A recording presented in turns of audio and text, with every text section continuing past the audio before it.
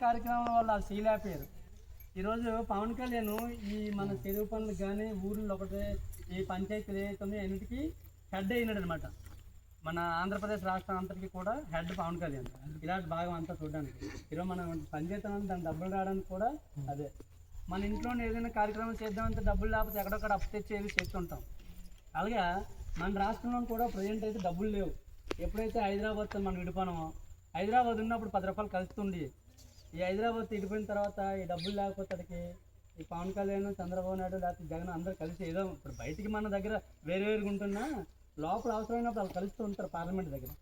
వాళ్ళు ఏం చేస్తారంటే సెంటర్కి వెళ్ళి నరేంద్ర మోడీ దగ్గర ఇలా మా స్టేట్లో కొంచెం అప్పులలో ఉన్నాం, ఏ డబ్బులు అవసరం అవుతాయని ఇవ్వండి అంటే మనకు చూడండి మొన్న 3-4 నెలలు 5-6 వారాలు డబ్బులు పడలేదు. అలాంటప్పుడు పవన్ కళ్యాణ్ మధ్యవర్తిత్వం చేసి వాళ్ళు డబ్బులు తెప్పించడం ఇలాంటివన్నీ బాధపడి చేసి మనకి ఈ రోజుకి రూపాయి ఎవరికి బాకీ లేదు.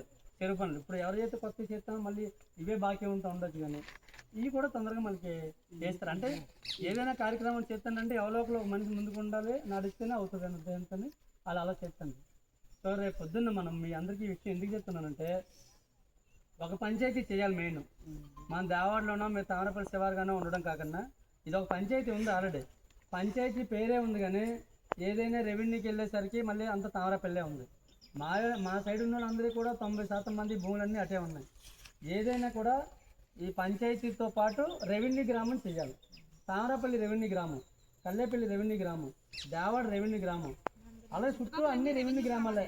అలాగే ఈ పంచాయతీ మన ఊరు వచ్చేసరికి ఇది ఒక పంచాయతీ ఉంది, మన శివారులోనే ఉంది. మళ్ళీ ఇక్కడ రెవెన్యూ గ్రామం లేదు. పంచాయతీ చేయాలి, రెవెన్యూ చేయాలి. ఈ రెండు కలిపి చేయడానికి పవన్ కళ్యాణ్ ఈరోజు చంద్రబాబు నాయుడు ప్రజలతో మాట్లాడో ఒక నోటిఫికేషన్ ఇచ్చాడు అనమాట. మొన్న 3వ తారీఖు అంటే ఎలాంటి ఈ రోజుకి ఒక 22 రోజులు దాటిపోయింది. అప్పుడే ఏమేమి నోటిఫికేషన్ ఇచ్చాడంటే, ఎక్కడైనా ఒకలా వేరువేర్లు ఉంటే విడిపోవాలా, లేదంటే కలవాల్సిన అవసరం ఉన్నాయా అని అడిగారు అన్నమాట. కళలు ఉంటే కలిసి ఒక పంచాయతీగా ఏర్పాటు చేసుకోండి నన్ను అదొక నోటిఫికేషన్. విడిపోవాలనుకుంటే విడిపోవడానికి ఒక నోటిఫికేషన్ ఇచ్చారు. ఫోన్ మిమ్మల్ని వదిలేసి మేము వాళ్ళతో ఒక దేవడలతో కాకుండా మేము ఒకటి ఏర్పాటు చేద్దామంటే 2 కిలోమీటర్లు దాటి ఉండాలన్నమాట వాళ్ళ నోటిఫికేషన్. అక్కడ నుంచి చూస్తే 1.5 కిలోమీటర్న్నరే ఉంది. బౌండరీలన్నీ కొలుస్తుంది గవర్నమెంట్ రేటు, అది చెల్లుబాటు అవ్వట్లేదు.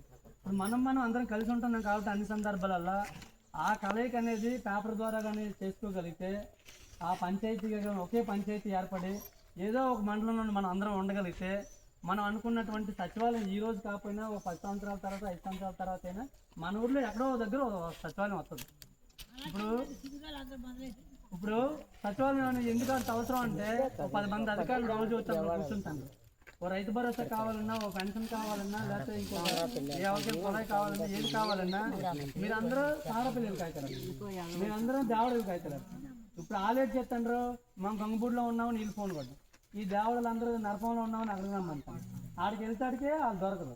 ఇలాంటి బాధలన్నీ అయిపోతాను ఈ మధ్యన. అంటే మీ వరకు తెలియదు, కానీ బాబు కాయచాట్లు అంటారంటే మాకు దగ్గరికి వచ్చిన వాళ్ళకి ఆ పడుతుంది ఆ బాధలన్నీ మాకు తెలియదు.